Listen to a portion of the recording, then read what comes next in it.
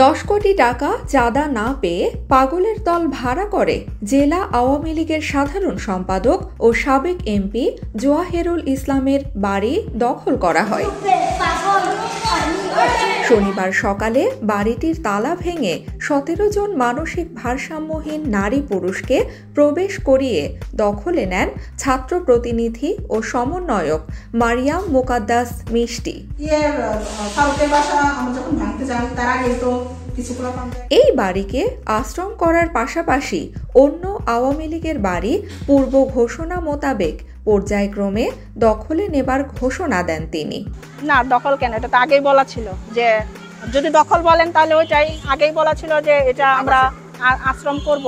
এখন আবাসিক এলাকা আগে আপাতত রাখি, যদি দেখি যে এখানে বেশি সমস্যা হচ্ছে তাহলে যারা একটু সুস্থ আছে ওদেরকে এখানে রাখবো, আর যারা বেশি পাগল তাদের হয়তো অন্য কোনো আওয়ামী লীগের বাসা যেগুলো সিলেক্ট করা হয়েছে হয়তো বিবেচনা করে যে কোনটায় রাখলে আশেপাশে মানুষের সমস্যা না হয়। পরে দখলের বিষয়টি জানাজানি ও গণমাধ্যমে প্রকাশিত হলে শুরু হয় ব্যাপক সমালোচনা।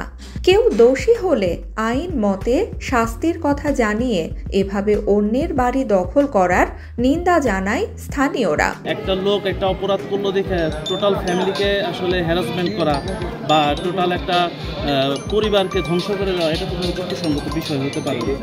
এটা খুব একটা অমানবিক, এটার একটা ন্যায্য বিচার হওয়া দরকার। আর বাসা বাড়ি হুট করে আইসার জন্য দখল করে ফেললে ওটা দখল হবে না।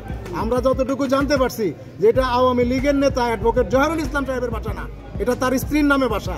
এই বাসাটা জোহের সাহেবের কোনো সাজা থাকতে পারে, তার কোনো দুর্নাম বদনাম থাকতে পারে, কিন্তু তার কারণে তার স্ত্রীর বাড়ি ঘরে দখল করার কোনো সুযোগ আইনে নাই।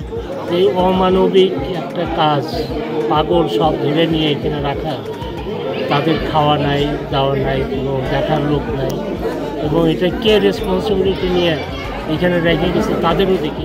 পরে রাত 10:30টার দিকে যৌথ বাহিনী বাড়িটি থেকে 17 জন মানসিক ভারসাম্যহীনকে নিরাপদ স্থানে সরিয়ে নিয়ে বাড়িটি দখল মুক্ত করেন। এ সময় সাবেক এমপির স্ত্রী ওই সমন্বয়কের বিরুদ্ধে 10 কোটি টাকা চাঁদা না দেয়ায় বাড়ি দখল করা সহ তার নেতৃত্বে পূর্বে বাড়ি ভাঙচুর ও লুটপাটের অভিযোগ করেন। আমার বাসায় ওনারা বলছে যে 10 কোটি টাকা দেন, তাহলে আপনার বাসাটা আমরা করবো না।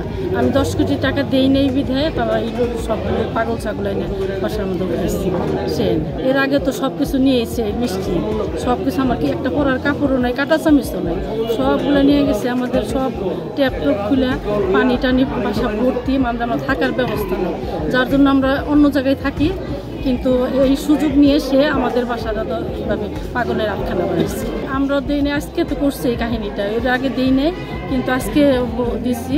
আজকে শোনার পরে আমরা ওই যে পুলিশের আশ্রয় নিচ্ছি। এদিকে বাড়ি থেকে মানসিক ভারসাম্যহীনদের সরিয়ে নিলেও বাড়ি দখল বিষয়ে কোনো মন্তব্য না করে দখলকারীকে মৌখিক সতর্ক করার কথা জানান অভিযানে নেতৃত্ব দানকারী এই কর্মকর্তা।